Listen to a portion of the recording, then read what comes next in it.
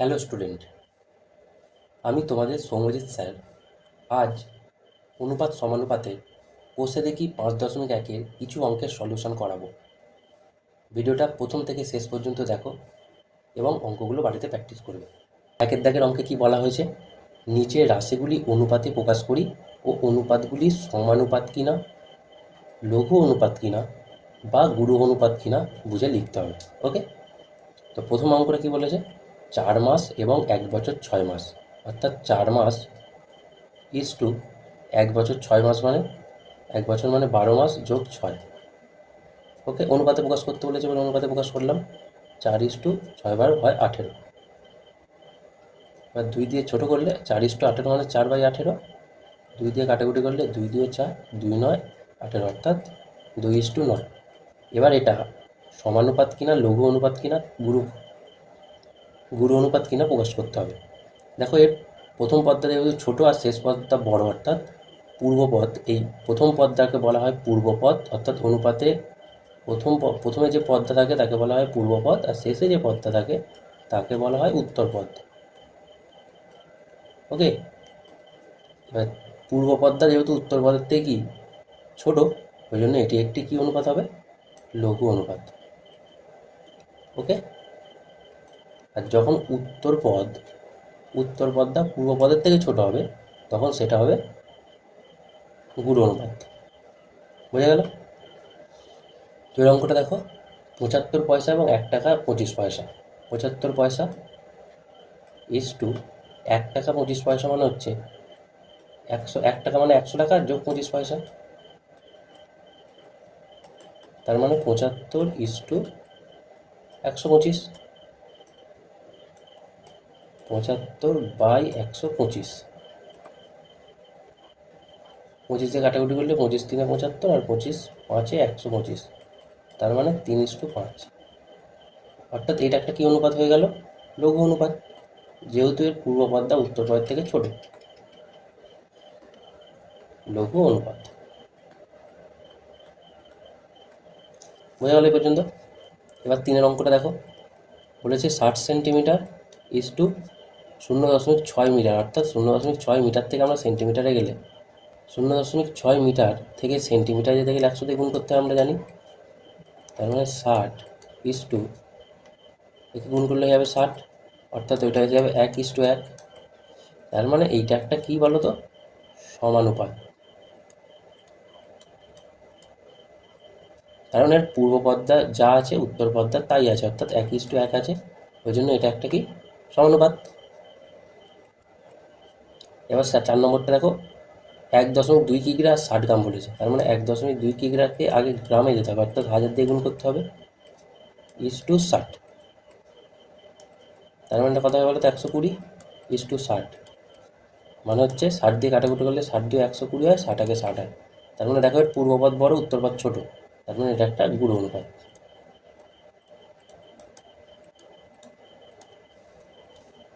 বোঝা গেল এই পর্যন্ত? তার মানে একের দাগের অঙ্কগুলো কমপ্লিট হলো। 2-এর দাগের 1-এর অঙ্কটা বলা হয়েছে পি কিগ্রা ও কিউ গ্রামের অনুপাতটা লিখি, অর্থাৎ পি কিগ্রা আর কিউ গ্রাম বলেছে, তার মানে পি কিগ্রা থেকে আগে আমাকে গ্রামে যেতে হবে, অর্থাৎ 1000 দিয়ে গুণ করতে হবে, ইজ টু কিউ গ্রাম, অর্থাৎ কিউ। তার মানে অনুপাতটা হয়ে গেল 1000 P is to Q. Clear? Next অঙ্কটা কি বলেছে দেখো, 2-এরটা, এক্স দিন ও জেড মাসের মধ্যে অনুপাত নির্ণয় করা সম্ভব হবে কি? আমাকে জিজ্ঞাসা করছে এক্স দিন ও জেড মাসের মধ্যে অনুপাত নির্ণয় করা সম্ভব হবে কি? অবশ্যই সম্ভব হবে। কীভাবে? প্রথমে এক্স দিন আছে যেমন লিখব, ইজ টু জেড মাস সমান কত দিন, জেড ইন্টু 30 দিন। 1 মাস সমান 30 দিন হলে জেড মাস সমান জেড ইন্টু 30 দিন, অর্থাৎ অনুপাতটা চলে আসবে এক্স ইজ টু 30 জেড। তার মানে অনুপাত নির্ণয় করা সম্ভব হলো। ওকে, 3 নম্বরটা কি বলেছে, একটি অনুপাত ও তার ব্যস্ত অনুপাতের মিশ্র অনুপাত কী ধরনের অনুপাত হবে? একটি অনুপাত ও তার ব্যস্ত অনুপাতের মিশ্র অনুপাত কী ধরনের অনুপাত হবে? আচ্ছা, আমরা একটি অনুপাত ধরে নিচ্ছি এইচ টু বি, এর ব্যস্ত অনুপাত কত হবে বলো তো? এর ব্যস্ত অনুপাত হয়ে যাবে বি ইজ টু এ। এবার এদের মিশ্র অনুপাত মানে এ গুণ বি, অর্থাৎ এর প্রথম পদ ইন্টু এর প্রথম পদ ইজ টু, বা প্রথম অনুপাতের পূর্বপদের সাথে দ্বিতীয় অনুপাতটার পূর্বপদের গুণ ইজ টু প্রথম অনুপাতের উত্তর পদের সাথে দ্বিতীয় অনুপাতের উত্তর পদটা গুণ। এরকম করলে মিশ্র অনুপাত পাই আমরা। দুটো অনুপাত বা তিনটে অনুপাতের মিশ্র অনুপাত বার করতে দেওয়া মানে পূর্ব পদগুলোর গুণ ইস টু উত্তর পদগুলোর গুণ। তার মানে এটা করলে হবে এ বি আর এটা করলে হবে বি এ। তার মানে এ বি আর বি একই জিনিস, কাটাকুটি করলে 1:1 হয়ে যাবে। তার মানে একটি অনুপাত ও তার ব্যস্ত অনুপাতের মিশ্র অনুপাতটা কী ধরনের অনুপাত হলো, না সেটা একটা সাম্যানুপাত বা সমানুপাত। বোঝা গেল? নেক্সট কী বলেছে দেখো, A by B is to C, B by C is to A এবং C by A is to B এর মিশ্র অনুপাত।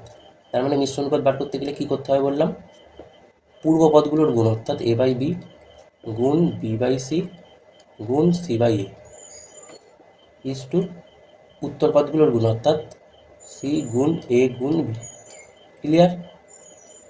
তার মানে এটা গুণ করলে কত হবে বলো তো, এ বি সি বাই নিচেও গুণ করলে কত হবে, এ বি সি গুণ এটা গুণ করলে কত, গুণ না ইস টু এটা গুণ করলে যাবে এ বি সি। এই এবিসি এবিসি কেটে গেলে 1 করে থাকে অর্থাৎ 1 ইস টু এ বি সি। ওকে, তার মানে মিশ্র অনুপাত হলো 1 ইস টু এবিসি। ক্লিয়ার? 5 অঙ্কটা কি বলেছে, X square is to Y Z এবং কোন অনুপাতের মিশ্র অনুপাত X Y is to Z square হবে। দেখো ভালো করে, X square is to Y Z এটা একটা অনুপাত বলেছে। এই অনুপাতের সঙ্গে কোন অনুপাতের মিশ্র অনুপাত করলে সেটা x Y is to Z square হবে। ওকে, এটা কি করতে হবে বার করতে গেলে তোমাকে এই পূর্বপদ অর্থাৎ এই যে মিশ্র অনুপাত যেটা বলে দিয়েছে এর পূর্বপদ থেকে এর পূর্বপদটাকে ভাগ দিতে হবে অর্থাৎ X Y by X square is to এই এর উত্তর পদ অর্থাৎ জেড স্কোয়ার বাই এই অনুপাতের উত্তর পদ অর্থাৎ ওয়াই জেড। এটা বার করলে অ্যান্সার চলে আসবে। তার মানে দেখো এই এক্স এখানে একটা এক্স কেটে গেল, তার মানে পড়ে থাকলো Y by X is to এখানে একটা জেড কেটে গেল, তার মানে পড়ে থাকলো জেড বাই ওয়াই। তারপর দেখো কণাকণি গুণ করে দাও, যে Y square is to X Z. তার মানে আমাদের অ্যান্সার এসে গেল যে Y square is to X Z, যে এক্স স্কোয়ার ওয়াই জেড এবং Y square is to X জেডের মিশ্র অনুপাতটা হবে X Y is to Z square. Clear? Next কী বলেছে, এই যে অনুপাতগুলোর ব্যস্ত অনুপাতগুলির যৌগিক অনুপাত মিশ্র অনুপাতের আর এক নাম হচ্ছে যৌগিক অনুপাত। কি বললাম, মিশ্র অনুপাতের আর এক অনুপাত হচ্ছে যৌগিক অনুপাত। তার মানে আগে এই অনুপাতগুলোর ব্যস্ত অনুপাত নির্ণয় করতে হবে। তাহলে প্রথম অনুপাতের ব্যস্ত অনুপাত হবে ওয়াই জেড বাই জেড, এটা জেড হবে না, এখানটা এক্স হবে, এখানটা ভুল হয়ে গেছে, এখানটা হবে এক্স, এখানটা হবে এক্স। তাহলে দেখো প্রথম অনুপাতের ব্যস্ত অনুপাত হবে Z Y Z by X is to X square. Second অনুপাতটা হবে Z X by Y is to Y square. আর তৃতীয় অনুপাতটা হবে X Y by Z is to Z square. এবার যে ব্যস্ত অনুপাত বার করলাম এই ব্যস্ত অনুপাতগুলোর যৌগিক অনুপাত বার করতে হবে। তার মানে যৌগিক অনুপাতের আরেক নাম বললাম মিশ্র অনুপাত। তার মানে প্রথম পদগুলোর গুণ এইটা গুণ জেড এক্স বাই ওয়াই গুণ X Y by Z is to উত্তর পদগুলোর গুণ এক্স স্কোয়ার গুণ ওয়াই স্কোয়ার গুণ জেড স্কোয়ার। ক্লিয়ার? তার মানে ছোটো ছোটো করে কাটাকুটি করলে দেখো এখানে ওয়াই কাটলো, এখানে জেড কাটলো, এখানে এক্স কাটলো, তাহলে কি পড়ে থাকলো এক্স ওয়াই জেড। তার মানে X Y Z is to এখানে কি গুণ করলে হবে X square Y square Z square. কারণ আবার এক্স ওয়াই জেড দিয়ে কাটলে এখানটা 1 হয়ে যাবে আর এখানটা একটা এক্স একটা ওয়াই একটা জেড পড়ে থাকলো। তার মানে যৌগিক অনুপাত বা মিশ্র অনুপাত অ্যান্সার এসলো 1:, এক্স ওয়াই জেড। ক্লিয়ার এই পর্যন্ত? আচ্ছা, 2-এর দাগের পর্যন্ত আমার অঙ্ক কমপ্লিট হলো। এবার দেখো 3-এর দাগের একের অঙ্কটা কী বলেছে, মিশ্র অনুপাত বা যৌগিক অনুপাত নির্ণয় করতে বলেছে। একইভাবে তাহলে কী করব, প্রথম পদগুলোর গুণ অর্থাৎ 4:5:9 4:5:9 ইস টু 5:7:11। ওকে, 2 থেকে 5 কেটে দাও, দেখো 4 9 36, 7 × 11 অর্থাৎ 77। তার মানে মিশ্র অনুপাত এসে গেল 36:77। নেক্সট এটার মিশ্র অনুপাত বার করবো। এটা ভালো করে দেখো, এটা ইম্পর্ট্যান্ট অঙ্ক পরীক্ষার জন্য। বলছে তাহলে মানে এই অনুপাতের প্রথম পদ, এই অনুপাতের প্রথম পদ আর এই অনুপাতের প্রথম পদের গুণ করব। তার মানে এক্স প্লাস ওয়াই গুণ x² প্লাস y² গুণ x² মাইনাস y² তার whole square. Okay, is to উত্তর পদগুলো অর্থাৎ x মাইনাস ওয়াই গুণ x প্লাস ওয়াই তার হোল স্কোয়ার গুণ x⁴ মাইনাস y⁴। ক্লিয়ার? তার মানে আমি এটা লিখছি, দেখো X plus Y x² plus y² আর এটা x² মাইনাস y² তার whole square is to X minus Y X plus Y. আর এটা কী হবে বলো তো? দেখো x⁴ মাইনাস y⁴ আছে, তার মানে এটা কী হবে? x² plus y² into x² minus y², a² minus b² সূত্র বলে যেটা হয়। এবার দেখো এখানে একটা এখানে আছে দুটো x² মাইনাস y² স্কোয়ার আছে বলে, আর এদিকে আছে একটা, তার মানে কেটে গিয়ে এখানে একটা পড়ে রইল। আর এখানে দেখো x² প্লাস y² সাথে x² প্লাস y² কাটলাম, তার মানে আমার বাঁদিকে কী পড়ে রইলো দেখো তো এক্স প্লাস, আচ্ছা এখানে দেখো x প্লাস ওয়াইয়ের সাথে এখানে x প্লাস ওয়াইটা কেটে গেল, তার মানে আমার বাঁদিকে কী পড়ে রইলো x² মাইনাস y² শুধু একটা আছে, অর্থাৎ এই যে একটা পড়ে আছে ইস টু এখানে কি পড়ে আছে x মাইনাস ওয়াই। ক্লিয়ার? আবার এটা যদি a² মাইনাস b² সূত্র পেলো a plus B into a minus B is to X minus Y. আবার দেখো এক্স মাইনাস ওয়াই কেটে গেল, তার মানে পড়ে থাকলো এদিকে এক্স প্লাস ওয়াই আর ওদিকে পড়ে থাকলো 1। অ্যান্সার এসে গেলো x plus Y is two 1। ওকে, 3-এর দুটো অঙ্ক কমপ্লিট হলো। এবার দেখো 4-এর 1-এর অঙ্কটা বলেছে a:b যদি 6:7 হয়, b:c যদি 8:7 হয়, তাহলে a:c নির্ণয় করো। কি বলেছে? a:b সমান 6:7 আর সেকেন্ড কন্ডিশানে কি বলেছে? b:c সমান 8:7 হলে a:c বার করতে হবে। দেখো এর প্রথমে যেটা আছে a আর এর শেষে যেটা আছে c, এটা বার করতে দিয়েছে a:c। এরকম অঙ্ক বার করতে দিলে মনে রাখবে প্রথমটা অর্থাৎ a:b মানে a/b গুণ b:c মানে b/c। এটা সমান কত হবে তাহলে? 6:7 মানে 6/7 গুণ 8:7 মানে 8/7। ক্লিয়ার?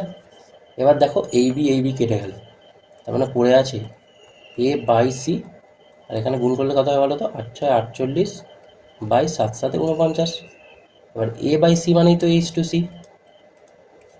সমান হয়ে গেল 48:49। তার মানে a:c অ্যান্সার এসে গেল 48:49। ক্লিয়ার 1-এর অঙ্কটা?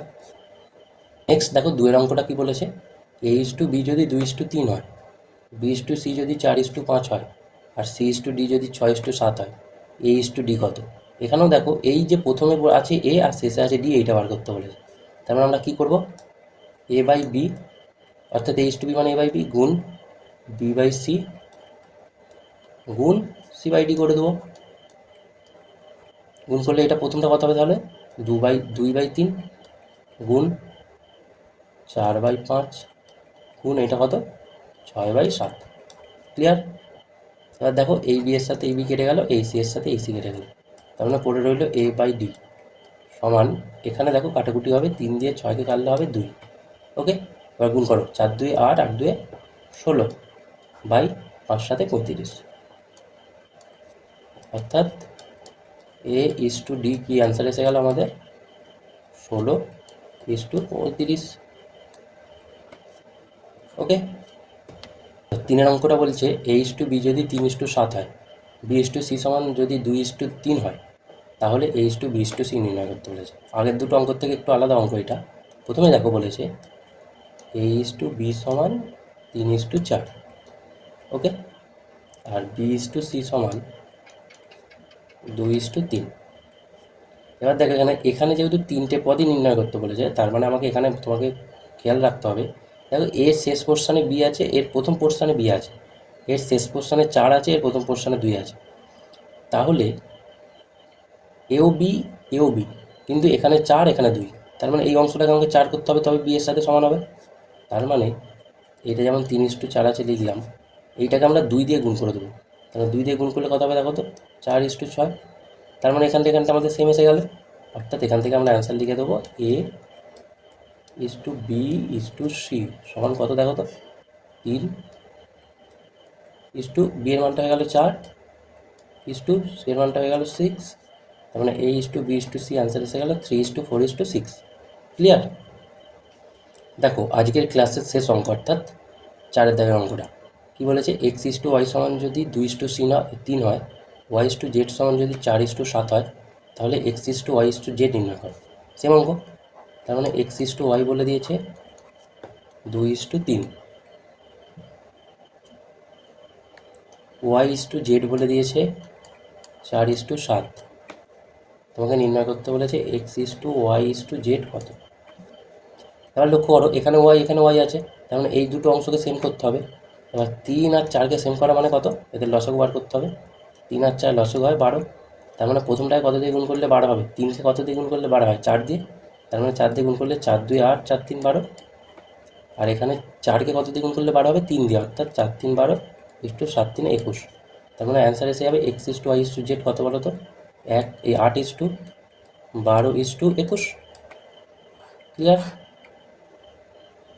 তার মানে আমাদের 4 দাগের 4 অঙ্ক পর্যন্ত এই ক্লাসে আমরা করলাম। পরের ক্লাসে 5 দাগ থেকে করব। আর এই রকম আরও ভিডিও পেতে, তোমাদের কোষে দেখি যতগুলো আছে তার ভিডিওগুলো পেতে চ্যানেলটিকে অবশ্যই সাবস্ক্রাইব করে রাখো, যাতে যখনই আমি ভিডিও আপলোড করব তোমাদের কাছে নোটিফিকেশান তোমরা পেতে পারো। ওকে।